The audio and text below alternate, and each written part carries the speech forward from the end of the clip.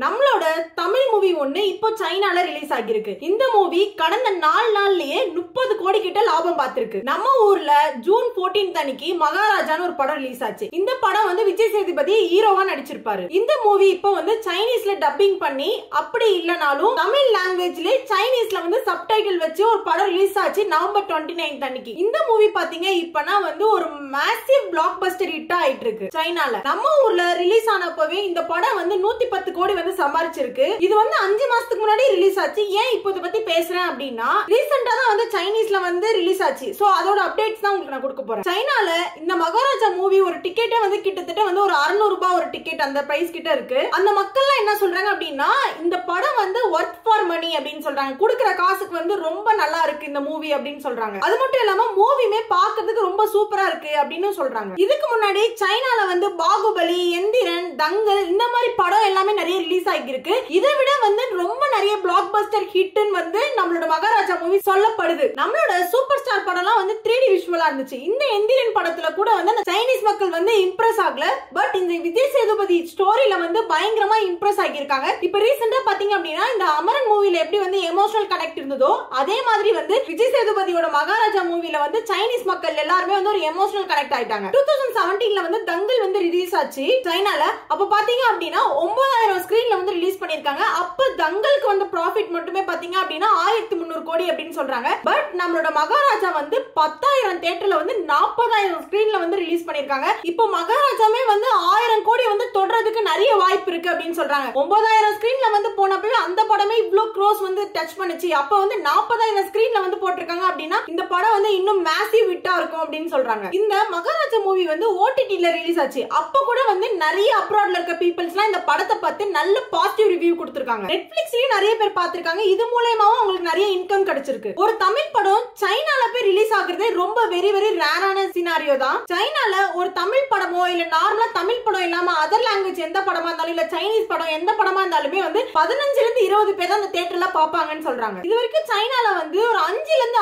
6 படம் தான் தமிழ் படமாவே ரிலீஸ் ஆகிருக்கு. அதுல ஒண்ணு தான் மகாராஜா மேசிவ் ஹிட் ஆகிருக்கு. இதுதான் விஜய் சேதுபதியோட 100 கோடி தொட்ட படமும் சொல்றாங்க. நிறைய சைனீஸ் மக்கள் இந்த மகாராஜா படத்தை பார்த்துட்டு ரொம்ப அழுதுருக்காங்க தியேட்டர்லயே. அதனால வந்து சைனால வந்து ரிவ்யூ எடுக்கும் போது கூட யாரும் ப்ராப்பரா வந்து ரிவ்யூ கொடுக்க முடியல. சோ ரொம்ப எமோஷனலா கனெக்ட் ஆகிருக்காங்கன்னு சொல்றாங்க. இதுல இருந்து என்ன தெரியுதுன்னு பாத்தீங்க அப்படின்னா, ஹீரோ பேஸ் பண்ணி சைனா மக்கள் பார்க்க மாட்டாங்க. சோ ஸ்டோரி வந்து அவங்களுக்கு நல்லா கனெக்ட் ஆச்சு அப்படின்னா பாப்பாங்க.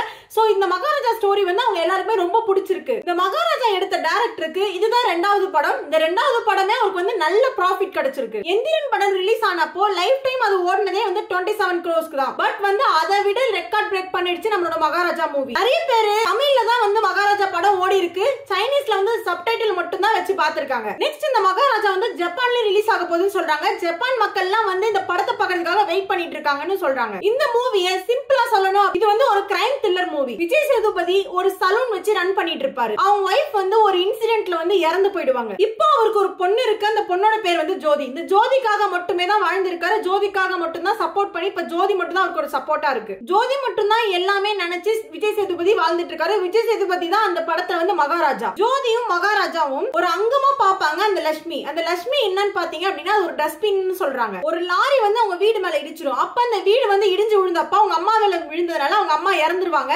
அப்ப அந்த டஸ்ட்பின் வந்து அந்த குழந்தை மேல விழுந்துரும். அந்த குழந்தை வந்து அந்த டஸ்ட்பின் குள்ள இருக்கும். இதனாலதான் ஜோதியும் அந்த மகாராஜாவும் அந்த டஸ்ட்பினை வந்து ஒரு அங்கமா பாப்பாங்க, ஒரு மரியாதையா வச்சுக்கிறாங்க. ஒரு நாள் ஜோதி வந்து ஸ்போர்ட்ஸ் கேம்ப்காக வெளியூருக்கு போயிட்டாங்க. அப்போ மகாராஜா மட்டும் அந்த வீட்டுல தனியா இருக்காரு. விஜய் சேதுபதி வேலை முடிச்சிட்டு வீட்டுக்கு வரப்போ இந்த டஸ்ட்பினை வந்து திருடிட்டாங்க, ஐ மீன் டஸ்ட்பின்னா அந்த லட்சுமியை வந்து திருடிட்டாங்கன்னு சொல்லி ஒரு போலீஸ் ஸ்டேஷன்ல போய் கம்ப்ளைண்ட் கொடுப்பாரு. போய் வந்து அவர் கம்ப்ளைண்ட் பண்ணப்போ அந்த போலீஸ் ஸ்டேஷன்ல இருந்து அவங்க எந்த ரெஸ்பான்ஸும் பண்ணல. சோ இத பெருசா அவங்க எந்த கேஸாவும் இதை அக்செப்ட் பண்ணல. அப்போ விஜய் சேதுபதி என்ன பண்ணுவாரு அப்படின்னா, இந்த லட்சுமி நீங்க கண்டுபிடிச்சு கொடுத்தீங்க அப்படின்னா உங்களுக்கு நான் 7 லட்சம் ரூபாய் தருவேன் அப்படின்னு சொல்லிட்டு ஒரு டீல் வைப்பாரு. அப்போ இந்த போலீஸ் வந்து இது என்னன்னு ஆராய்ச்சி பண்ண ஸ்டார்ட் பண்ணுவாங்க. இதுல இப்ப லட்சுமி யாரு, மகாராஜாவோட பிளான் என்னன்றத ஃபுல்லா வந்து இந்த படத்துல ஸ்டோரியா எடுத்திருப்பாங்க. இத வந்து நல்ல ஒரு போர்ட்ரேட் பண்ணி காமிச்சிருப்பாங்க ஸ்கிரீன்ல. இந்த மூவியோட பட்ஜெட் வந்து 20 கோடி மட்டும் தான். பட் சைனால வந்து ஒரு பெரிய பிளாக் பஸ்டர் ஹிட்டாவே ஆயிடுச்சு. நம்ம ஊர்ல IMDb ரேட்டிங் மாதிரி சைனால வந்து டோபான்னு ஒரு ரேட்டிங் இருக்கு. அதுலயே பாத்தீங்க அப்படின்னா 8.7 கொடுத்திருந்தாங்க மகாராஜா மூவிக்கு சைனீஸ் மக்கள் எல்லாம் சேர்ந்து. மூவி வந்து ரிலீஸ் ஆகிறதுக்கு முன்னாடியே பிரீமியர் ஷோ போட்டாங்க சைனால. அந்த பிரீமியர் ஷோ பார்த்தே நிறைய பேர் வந்து இந்த மாதிரி ரேட்டிங்ஸ் கொடுத்திருக்காங்க. இப்படிடா